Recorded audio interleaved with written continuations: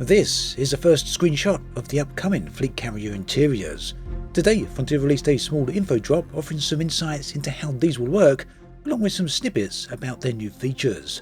Additionally, Update 8 released yesterday, bringing some new content and improvements, so let's take a look. Update 8 then contained the new Megaship interiors, which you can see on the screen right here. These new interiors are available in all world-class Megaships. To all intents and purposes, the functionality of these new interiors is more or less the same as the current space-based outpost. That means that they don't have all the services found at full-size stations, however they do have services such as Pioneer Supplies and Apex Travel. They also have some escape pods which will allow players to respawn at their previous space station. This is useful due to the fact that megaships move about the galaxy and could potentially strand players. The upcoming fleet carrier interiors would also have a similar functionality with relevant escape pods. The update also contained the fourth seat for Multicrew, which has been added to all the ships listed on the screen right here, so you can now have a multicrew of 4. Perhaps most importantly, Update 8 added some decent performance improvements. In my playthroughs, I found that all station interiors now perform between 60 to 80 frames per second. That's at 4K resolution on ultra graphics settings, something incidentally which some people in the comment section previously said was impossible. No modern gaming hardware can achieve that. As a comparison, I was previously getting between 28 to 60 frames per second in the same location, so quite an improvement there. These improvements also extend to the planetary services, which have also seen some frame rate improvements. The amount of performance boost in the update will certainly depend on your hardware, but I would be interested in hearing what improvements you gained, if any, so do let me know in the comments section below. Meanwhile, there are still some performance issues in the game in Odyssey especially, something which has been greatly affecting me over the past few days. And this is entirely in settlement locations, and that can be either empty settlements or conflict zones. And this means that a few people are seeing frequent stuttering, myself included, and you can see an example of that on the screen right here. Fortunately, this problem doesn't seem to be especially widespread.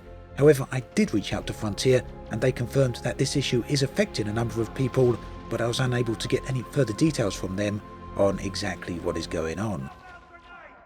Moving on to the latest developer update, Frontier discussed a few of their plans for the future of the game.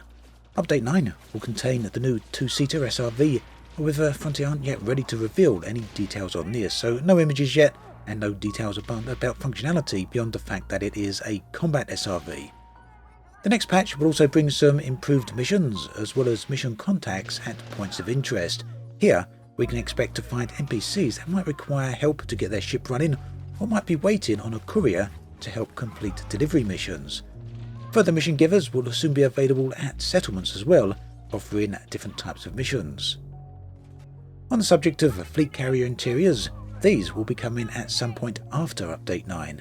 It appears the interiors will be somewhat customizable based upon these services that you have installed upon your carrier. You will also be able to perform a fleet carrier hyperspace jump whilst on board. This will happen from a seated position, giving you a view of the jump. Friends and their ships can also come along for the ride. Frontier have also stated that carriers will contain a new type of service that so far hasn't been seen before. More news on that in the future though. Finally, for all of those of you in the comments section on previous videos who keep asking about Odyssey for consoles, unfortunately the news on that hasn't changed.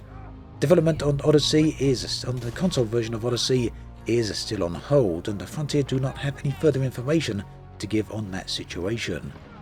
At this point, it does seem quite concerning, and I know quite a few console players are feeling very frustrated about the situation. The lack of any clear update about this from Frontier is a shame for sure, and well, it would be nice to hear some more news about this soon. For now though, we are simply left guessing as to what the problem is.